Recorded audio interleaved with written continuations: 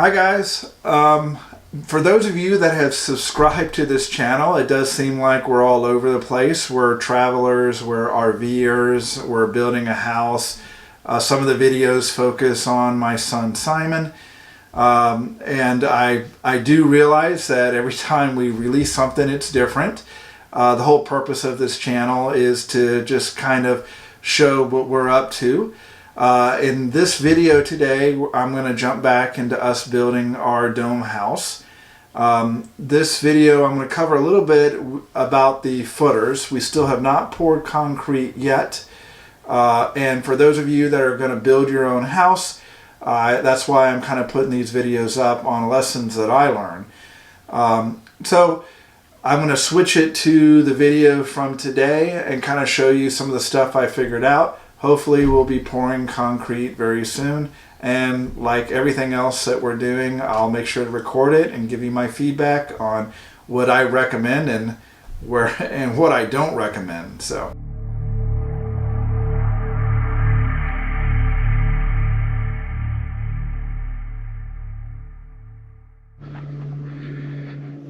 this is called a Ufert ground right here.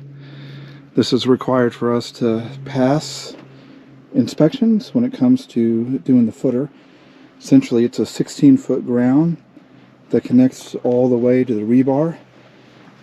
You can kind of see, connects all the way over there. So don't forget to do that before you call for the inspections. Also, in dealing with the dome, we had the center point right here, and I was measuring out to all the corners, and the measurements were off. The reason it was off, and the guys had to come back and redo it, was because you see the gravel that they put in right here? It ended up pushing the form in by 2 to 3 inches. So they had to come and dig the gravel out, redo the supports, and they're going to be adding the gravel back in. But as it stands right now, we're ready to do a 2-pour foundation, which means it's not a monolithic pour. We're going to end up doing the footers, pouring the footers up to here, putting in the insulation, putting in the floor heat, putting in the additional rebar on top, and then we're going to pour the slab. So I'll keep you guys updated. So I'm going to talk a little bit about what ended up happening today. When I went out the first time after the framers said that they were done, and I measured, I actually found out that the dimensions were off. I did this by measuring from the center point out to the specific points around the dome.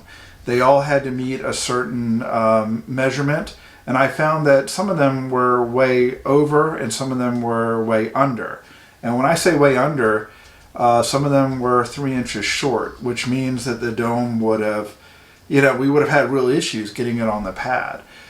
So in this video, I kind of went out and I looked again. But something else that I didn't realize, and we almost failed, but we were able to get it taken care of, is that we needed I think it's called a Ufert ground. And a Ufert ground is what the power company taps into when they connect the power, from the main grid to your house. And I'll show you that in this video. So, you probably want to call the power company before you pour your footers. They have no problem. They can get out there real quick and they can do an inspection and let you know if they see anything wrong. I did make a mistake, and I'm going to tell you about this to save you money, is when I had the timber company and the excavator out there clearing the site, what I should have done is had them clear a 30-foot site to the power pole that I wanted to use. Now I have to pay someone to come back, cut down some trees, and level out a spot where they can get their bucket trucks in. So this is, who knows how much this is going to cost me. So keep that in mind when you have the heavy equipment there. I didn't, and I'm sure I'm gonna end up paying for it. So the power company, and I know prices change everywhere, say that they can connect by two ways. They can do a pole, the standard pole and wire connection to the house. It's kind of ugly, cheapest way to go. Or you can put it underground. If you're going to do it underground, my power company says that it needs to be 30 inches down. You need to put a Schedule 40 3-inch pipe all the way from your house to essentially the pole that they're going to use to tap into the power. My power company says they charge $17 to $20 a foot if you want them to cut a line in.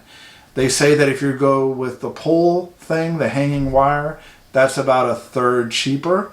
In the end, it's probably cheaper if you do it yourself. But I thought that, this is new information I found out, so I figured I'd let you know. So.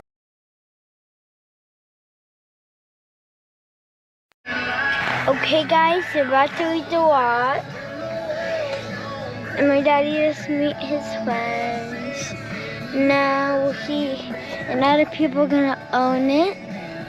So please subscribe. I hope you have a good day. I hope you like this channel because we have to get a lot of subscribers. We never got any. What a new subscribers. So I hope you subscribe and see you later. Bye.